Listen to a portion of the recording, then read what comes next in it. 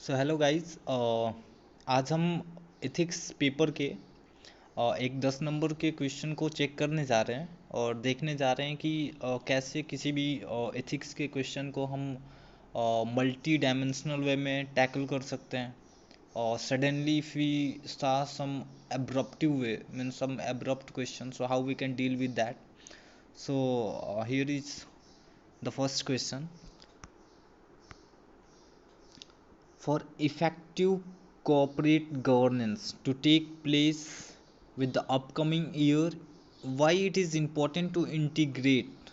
So the first thing is effective corporate governance take place in coming year. Okay, so why it is important to integrate ESG, environment, social and governance. Okay, so just we should have to focus on the keywords or what they used to ask in the question. Okay. So effective governance after that take place in a coming year. Why it is important to integrate, focus on integrate metrics with multi stakeholders approach, means how we can use our multi dimensional approach to tackle these all things, to use and utilize the effective cooperative governance. अच्छा, उसके बाद पूछा है कि what benefits can, this is something wrong, acquired by such a integration. So यहाँ पे acquired होगा.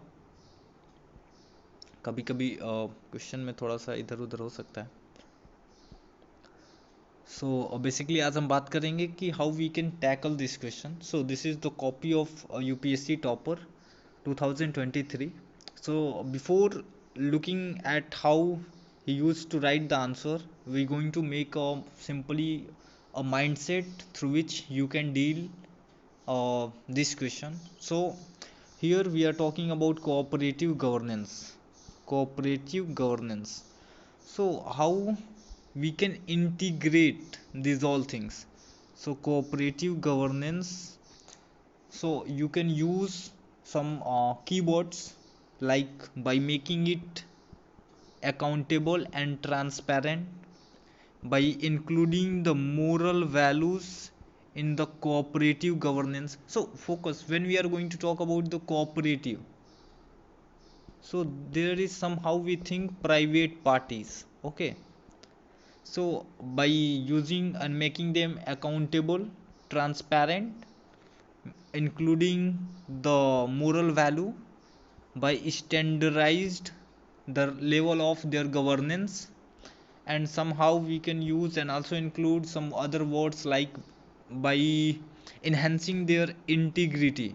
Integrity is when the corporates are dealing with such a project or businesses which going to impact or going to influence the multiple number of the peoples, multiple number of the society, that's going to influence the community. At that time we must have to focus that their product and their project has been in a very much integrated way, so they are not going to create a sense which completely harm the environment. Okay, so after that we also use a concept we call triple P. Triple P means plant, people, and then after participation, and one thing more, protection. So that is 4P. So we can use such a words to write our answer in a very good way.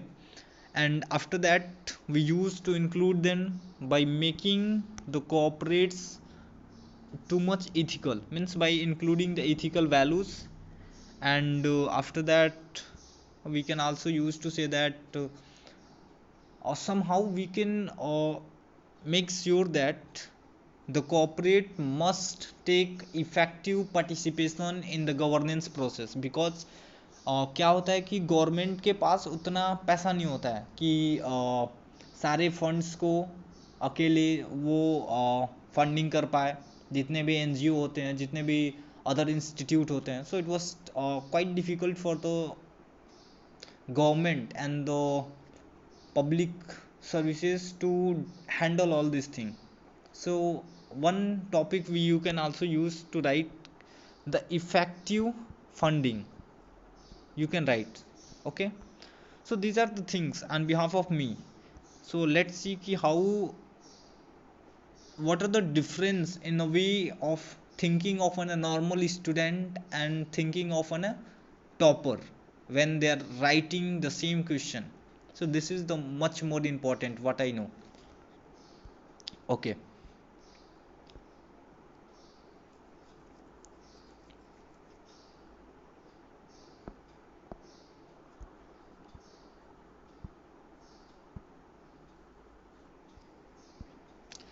हमें केवल question को designed वे में और बहुत ही effective way में present करना होता है. सो बेसिकली किसी ने कहा है कि आंसर राइटिंग एक आर्ट होता है. दो इंसान सेम चीज़ को डिफरेंट तरीके से प्रेजेंट कर सकते हैं. जैसे जो ये कॉपी है, ये बहुत ही इफ़ेक्टिव वे में चीज़ों को प्रेजेंट किया गया है. ऐसा नहीं है कि इन्होंने बहुत ज़्यादा लिखा हुआ है, नहीं, इन्होंने बहुत ही कम लेकिन बहुत ही इफ़ेक्टिव वे में प्रेजेंट किया है. ओके, तो हम डील करेंगे अभी कि how we can use to think as like an a topper while writing the answer copies. Okay, so let's begin. The first line, corporate ethics.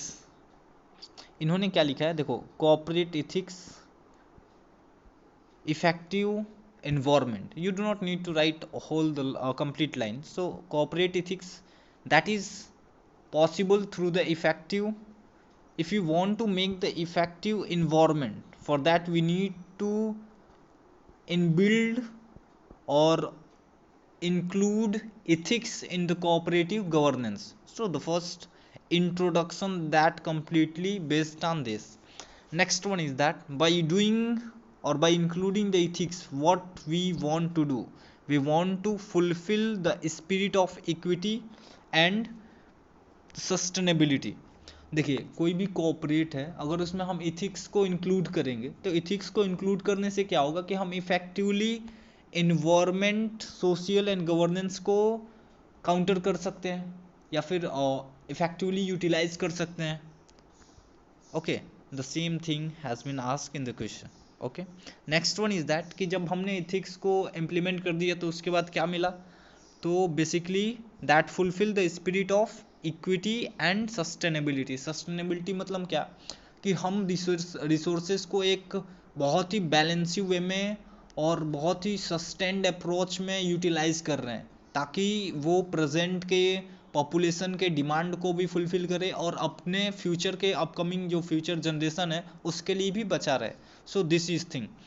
अच्छा, जब हम इनके इंट्रो को देखते हैं, इंट्रो, इसमें बहुत सारे कीवर्ड यूज़ किए हुए हैं, जैसे फुलफिल, इक्विटी, सस्टेनेबल.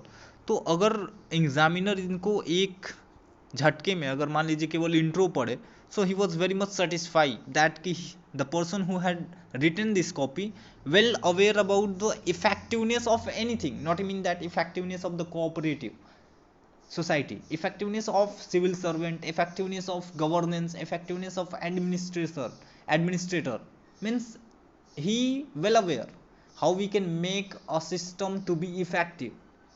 अच्छा, और इफेक्टिव करने से क्या होगा, ये बात जिस लड़के ने ये कॉपी लिखी है वो जानता है, एग्जामिनर ऐसा सोचेगा. ठीक है, इंपॉर्टेंट ऑफ इंटीग्रेटिंग, जो कि क्वेश्चन पूछ रखा है कि what are the benefits of such integration when you are going to integrate these all things. So what are the benefits we can get? So importance of integration, ESG matrix with the multi holders. So what one can understand while reading this thing, multi holders. देखिए, बहुत ही simple सी बात है कि जब भी हम multi holders की बात करते हैं, एक तो आपका गवर्नमेंट आ गया, ओके, दूसरा आ गया प्राइवेट, तीसरा आ गया पीपल, ओके, चौथा आ गया यूथ. अच्छा, यूथ और पीपल ये दोनों अलग अलग, मैं बताऊंगा क्यों. देखिए जब भी हम मल्टी होल्डर्स की बात करते हैं, एक तो गवर्नमेंट बहुत ही प्रोमिनेंट रोल प्ले करता है। आफ्टर दैट प्राइवेट पार्टीज, देखिए गवर्नमेंट के पास बहुत ही लिमिटेड पैसा होता है क्योंकि वो टैक्सेस से, फिर एक्सरसाइज ड्यूटी से, बहुत ही लिमिटेड जगह से ये पैसा एक्वायर करते हैं। कभी कभी इन्हें फॉरेन से भी लोन लेना पड़ता है। अच्छा, प्राइवेट की बात कर ले, they mostly included the businessman who run the businesses, factory, companies etcetera. लोग क्यों? They are the money bank, क्योंकि भाई टैक्सेस अल्टीमेटली या तो बिजनेसमैन से आएगा या तो इन लोगों से आएगा। ओके। और यूथ, यूथ की हम बात हर जगह कर सकते हैं। जब भी हम आंसर राइटिंग करने करें तो उसमें एक प्रोमिनेंट वे में हम यूथ को भी इंक्लूड कर सकते हैं, क्योंकि right now youth play a very effective role in the government system while being thinking to be a part of the civil servant, to be a part of the administrative. We never going to ignore the power of the youth, क्योंकि future में upcoming वही voter हैं, वही politician है, वही leader है। तो we should have to include them in the corporate society or in a multi stakeholders. Okay, so this is the approach what a person can think by going through the question. Okay, अच्छा, तो इसके बाद इन्होंने क्या लिखा है पढ़ते हैं। Taking balance approach, okay, in meeting triple P, people, plant and profit. अच्छा, प्रॉफिट को कोई कैसे भूल सकता है? डेफिनेटली गवर्नमेंट भी कहीं ना कहीं से अपना प्रॉफिट ढूंढती है, और प्राइवेट सेक्टर तो obviously they are completely dependent on that. और लोगों को भी क्या चाहिए? कहीं से प्रॉफिट चाहिए। सो हम जब कभी भी एक सिस्टम और कोऑपरेट सिस्टम को अपने पब्लिक सिस्टम में इंक्लूड करते हैं, हमारा मैक्सिमम ध्यान ये रहता है कि we should have to integrate overall society. Through that, what we want to utilize our resources in a very much effective way, or what we call a word, जिसे हम बोलते हैं ना, maximum possible approach. So in such a way we want to utilize the resources, और उन resources को utilise करने के साथ साथ हम कहीं ना कहीं प्रॉफिट भी चाहते हैं, क्योंकि डेफिनेटली अगर गवर्नमेंट को प्रॉफिट नहीं होगा तो वो इंफ्रास्ट्रक्चर या फिर सोशल वेलफेयर या फिर स्कीम्स कैसे लॉन्च करेंगे? उनके लिए भी तो पैसा चाहिए। So definitely we should have to focus on the profit also. Okay, then after this is the first line. So अगर कोई भी एग्जामिनर कॉपी चेक करता है तो वो फर्स्ट लाइन देख के ही was going to be very much impressed कि person have the capability to understand the complete motive of any society, any governance. Then after ethical cooperative culture. देखिए जो कल्चर होता है ना प्राइवेट सेक्टर का, बेसिकली वो कम्प्लीटली अनइथिकल होता है। वी कैन से कि वो इतना इथिक्स पे फोकस नहीं करते हैं। जबकि देखा जाता है कि कभी भी कंपनी में शॉर्टेज ऑफ लेबर पड़ता है या फिर शॉर्टेज ऑफ वर्कर्स होता है, तो वो एक ही वर्कर को they use to say you should have to work more than 8 hour, more than 10 hour, more than 12 hour. तो दैट इज़ नॉट इथिकल, क्योंकि कहीं ना कहीं वो वर्कर्स के हेल्थ पे इफेक्ट करता है। Okay, so what we should have to think just to make ethical cooperative culture, कि एटलीस्ट कोऑपरेटिव सेक्टर को भी ये ध्यान रखना चाहिए कि जो भी वो स्टेप ले रहे हैं अपने बिजनेस को चलाने के लिए, कंडक्ट करने के लिए, so that is going to be in a benefit of the people और नॉट। ऐसा तो नहीं है कि वो कम्प्लीटली वर्कर्स को एक्सप्लॉयट कर रहा है। तो ये तभी पॉसिबल है जब कहीं ना कहीं उनके कल्चर में इथिक्स हो।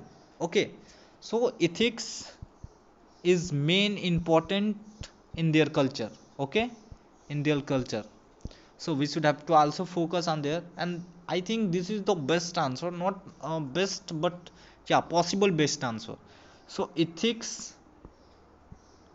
and cooperative culture, ethics in the cooperative culture, maximum of reciprocity, moral obligation. How we can make this thing? By including the moral obligation. अच्छा, आप यहाँ पे ना एक और भी काम कर सकते हो, आप एक एग्जांपल दे सकते हो. अभी क्या हो रहा है कि सोसाइटी में हम देख रहे हैं कि डिफॉरेस्टेशन हो रहा है किसी भी कंपनी को बनाने के लिए फॉरेस्ट एरिया में. तो गवर्नमेंट ने एक पॉलिसी लाई है कि आप जितना, अगर आप एक प्लांट को कट करते हो तो उसके जगह पे आपको 10 या 11 प्लांट एक्स्ट्रा लगाने होंगे, क्योंकि जो कार्बन इम्बैलेंसिंग हो रहा है उसको टैकल करने के लिए बेसिकली.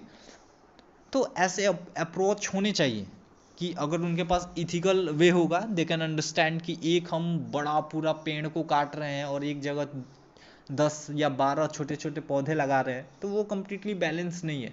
तो वो कोऑपरेटिव सेक्टर ये सारी चीज़ें तभी सोच पाएगा जब वो इथिकल वे में सोचे, या फिर इथिकल अप्रोच को अपने जो पर्सनालिटी होता है, जो एक होता है ना कि रूल ऑफ कंडक्ट और कोड ऑफ कंडक्ट, उसमें इम्प्लीमेंट करें कि हमें इथिक्स को भी ध्यान में रखना है, सोसाइटी को भी ध्यान में रखना है.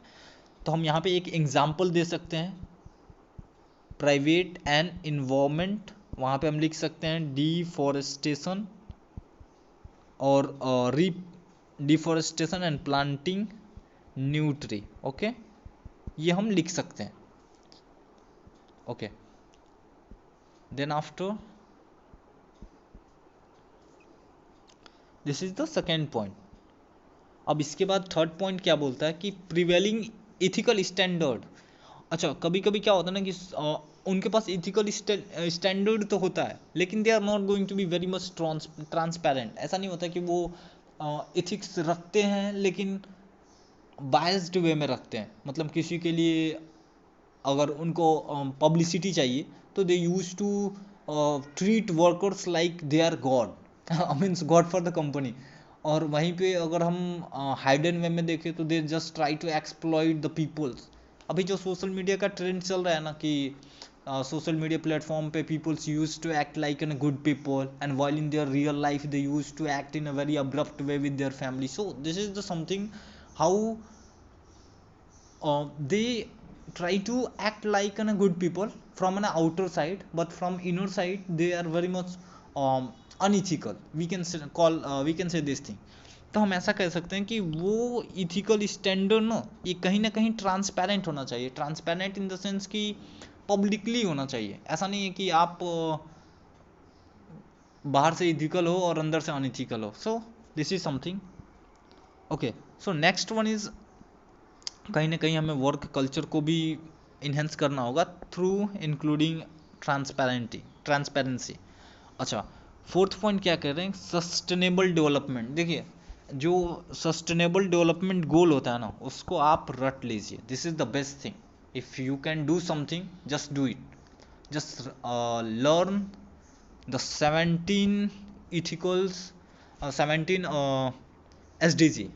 Y I am calling it, क्योंकि कहीं ना कहीं आप इनको यूटिलाइज कर सकते हैं by writing the answers in a mains, and आप इसको एज ए एग्जाम्पल पुट कर सकते हैं. तो फोर्थ इन्होंने पॉइंट लिखा है कि we can focus on the sustainable development. Okay, this is good. We can of course focus on the sustainable development. अच्छा, to fulfil the demand of Paris agreement cooperative needs environmental ethical. अच्छा, Paris जो demand था, Paris agreement जो बना हुआ था, जो 2015 में ख़त्म हो गया, उसमें कुछ डिमांड्स थी कि हमें एनवायरनमेंट को हार्म नहीं करना है. अगर हार्म हम कर भी रहे हैं तो how we can regain our environment, how we can enhance the sustainability of our environment, how we can protect in a very effective way. जैसे हमने पढ़ा था कार्बन सिंक.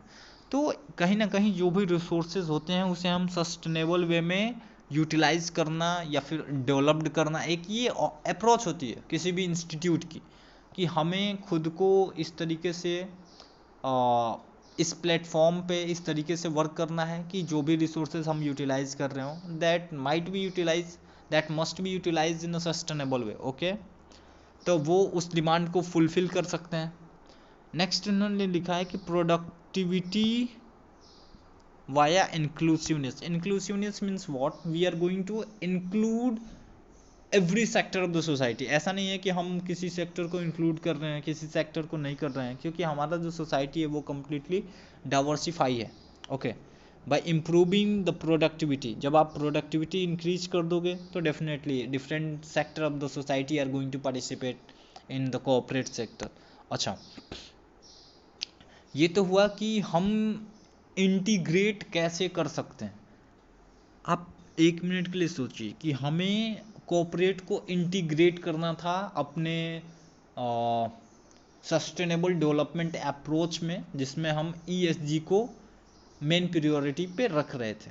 अच्छा, तो हम इन सारी तरीक़ों से उसको इथिकल बना के, ट्रांसपेरेंसी यूज करके, इथिकल वर्क कल्चर को डेवलप करके, सस्टेनेबल डेवलपमेंट करके उन सबको इंटीग्रेट कर सकते हैं कि they are going to be a part of our public life, they are going to be a part of public servant. Okay, how, लोगों के वेलफेयर में वर्क करके। अच्छा, अब हम बताएंगे कि इन सारी चीज़ों से बेनिफिट एक्चुअली में होगा क्या। Benefits acquired by such norms,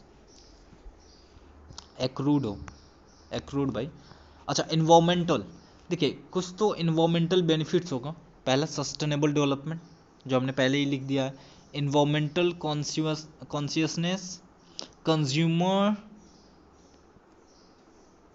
green washing. अच्छा, इसमें एक ग्रीन वॉशिंग करके टर्म होता है which is very much important. Green washing क्या होता है ना, कि आप कार्बन डाइऑक्साइड के इमिशन को रिड्यूस कर रहे हो, ठीक है, उसको हम बोलते हैं ग्रीन वॉशिंग। जो मैंने बताया ना कि एक प्लांट के कटने के जगह पे आप 10-10 प्लांट लगाओ, 12-12 प्लांट लगाओ, that is going to be mandatory by the government. So this is something what we are going to do, carbon sink and green washing. और ग्रीन वॉशिंग का कंसेप्ट ऐसा होता है कि लोग ना,